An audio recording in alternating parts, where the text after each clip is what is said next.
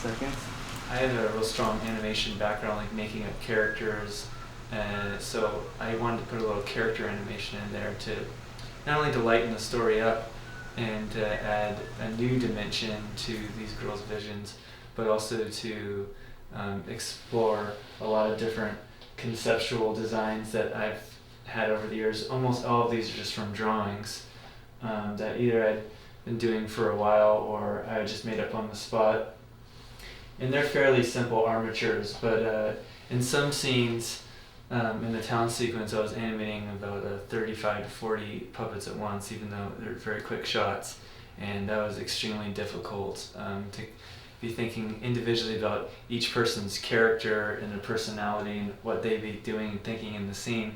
With animation, there's so much time in between the actual process. Just to do a 3 or 4 second shot may take 6 or 7 hours with a shot this complex. So I'm overthinking. I have a lot of time to think about all these different things that are going on, even though when you see the shot it kind of goes by like that. But to me, as an animator, I've built this whole dialogue with the scene and all the characters and what they're thinking, what's going on.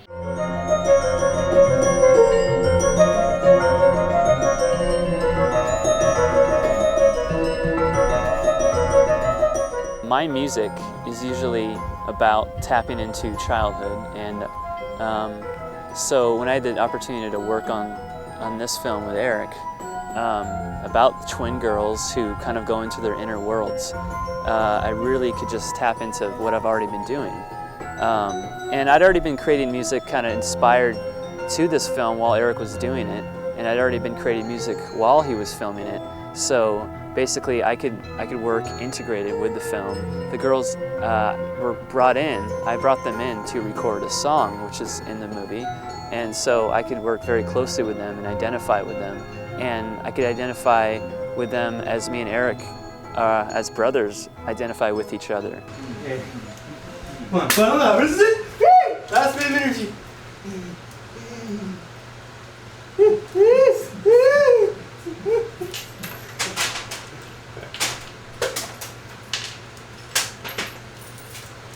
Oh, keep that beat going, man. Your head fell. Whose head? Oh, it's alright. Oh, you idiot. What do you do that for? It's the main character. It's fine. Come on, look, you're always dropping and breaking my puppets.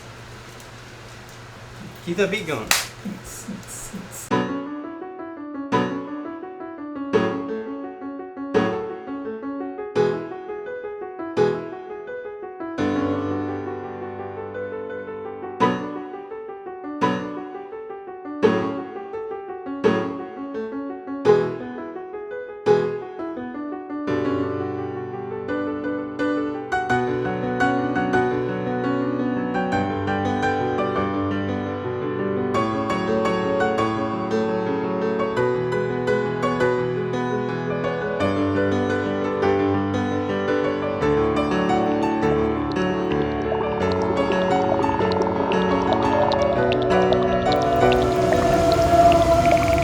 If I could have done anything to change what happened.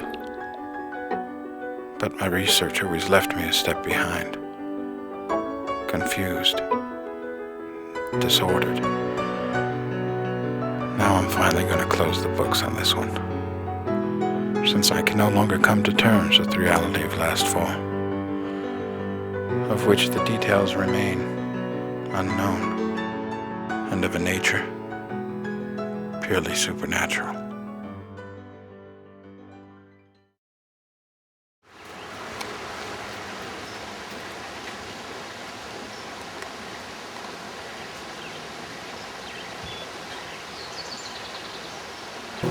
Isn't that crazy? Alright. Ed doesn't want to wait anymore. We got the actor on the set. Let's do it. Whoa, he stood it up quick. I like the shoes. Yeah. Get the man a walkie-talkie. Just heard about it. Threw on my favorite sneakers. Why don't you just like come out? I want them coming towards the camera, but I also want them like going like past it too. So you want the camera at their head level? No, I want it low. And then they're coming in the distance, and then I want to like have a next shot. We'll do another shot. Of them like coming across the camera with shocked expressions on their faces. Like what? Sing. Let's see. Let's practice with you. Nice. No!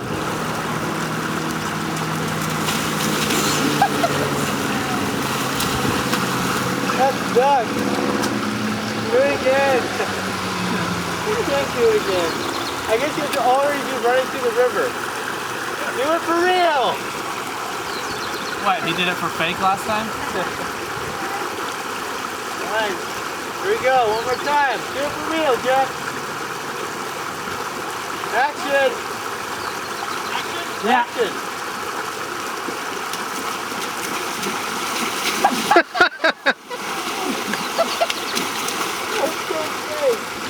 Alright, we're done. Go, Greg. There, get that! It's either going to be in the film or the first thing in the deleted scene.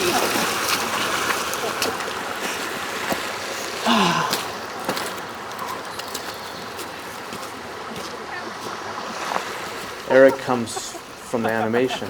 See, we met at Cal Arts, both film students, but I'm in live action, he's in animation. It's totally different worlds.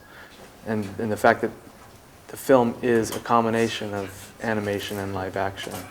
The animation's solid, that's Eric's world. He knows what he's doing. He can make it look exactly the way he wants. He has that complete control. So the one area where Eric, where a lot was, I felt like he relied on me a lot because that wasn't his field. So you go into it saying, okay, well, if this, knowing that this is going to be a visually interesting film, we're hoping that it's going to be, saying how do we do that with the live action stuff when we have very little to work with. So, I mean, you do what you can, you do the best. It's all just spur of the moment. Do you have your tape recorder? Decision making and problem solving, and that's what this whole film was. Problem solving. Knowing what you need to do and then figuring out how are you going to do it. I was planning on shooting the whole film myself, but at that time I was at a dead end as far as using equipment and things like that. And luckily I met Nathan Meyer, which is the cinematographer for the live action of this film and some of the animation as well. And at first I thought I was just going to work with him for a weekend or two, and I thought he would really want to work with me for a weekend or two. But the first couple of shoots worked so well. We had a certain synthesis, and definitely I agreed with his visual taste and aesthetics, and just his whole philosophy and approach about creating artistic work. He's very easygoing and accepting of my crazy ideas and my antics, and also my inexperience working with actors. So he served as not only as a cinematographer, but as definitely as a co-director. And the fact that he stuck it out the full 3 years of shooting is a real testament to not only his skill behind the camera, but also his, let me see, quality. Let me think, how could I even describe Nate? Oh man.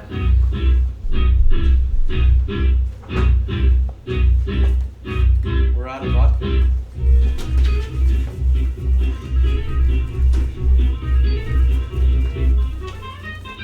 Well, it's a different situation when I wasn't just a person.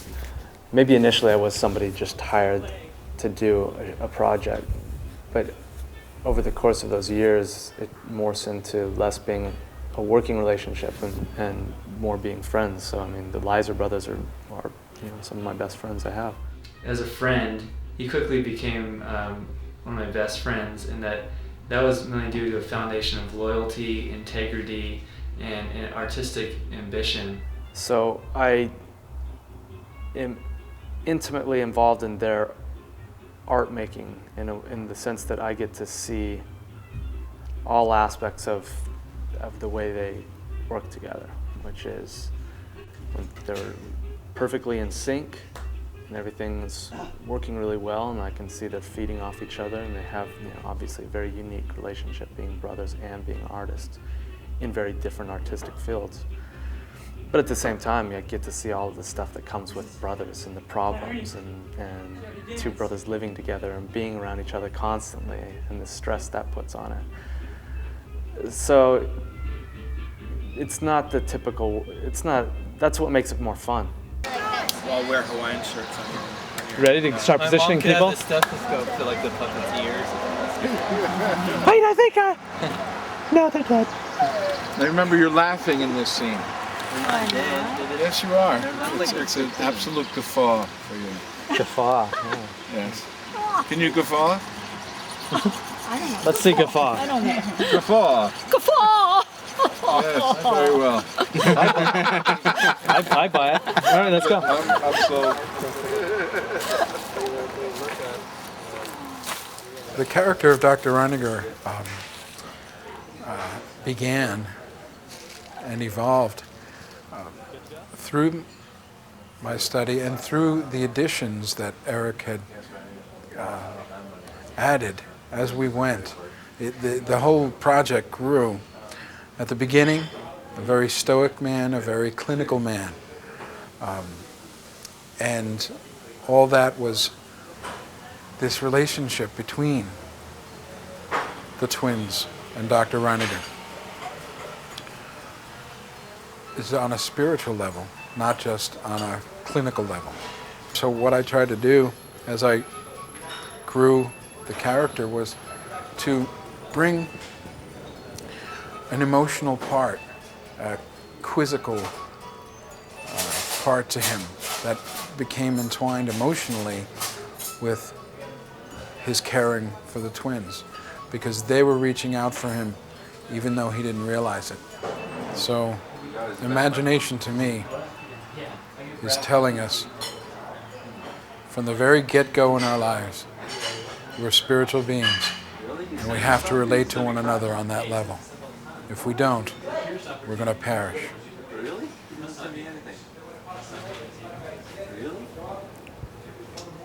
Oh, you know why? Even though Imagination is a real blessed film, and a film that I knew was my destiny to make, and that a film that was really provided for amongst many, many obstacles, it was still incredibly hard and definitely a labor of love to finish. Just personally, because it is a very spiritual film, personal film, you kind of take it with you off camera and live with it and grow with it and have a dialogue with it. And when you spend 3 years on something, you know, it's like you've been married to this project. So it took a lot of personal strength to finish the film and trust in God, just to pull through. Not only is it time consuming, but it really drains your finances, but I was so dedicated, my heart was so into the film that it did pain me, but it was satisfying to sacrifice myself for like a bigger project, for a bigger purpose. Not necessarily for the end result, but I started to fall in love with the process of creation and making art, and what it was doing to me, and how it was making me grow as a person and rethink how I thought about life. It also gives you the chance to finally share this work that has been so internal and interpersonal and idiosyncratic with the world. And you know, when you're sharing something that's deep in your heart out into the world, you never know how, you know, that's going to be interpreted. But when you're being honest and truthful with your work, and you're really vulnerable and raw with it, the universal themes and your heart and a lot of love is in that, and everyone can relate to that at their core if they're willing to.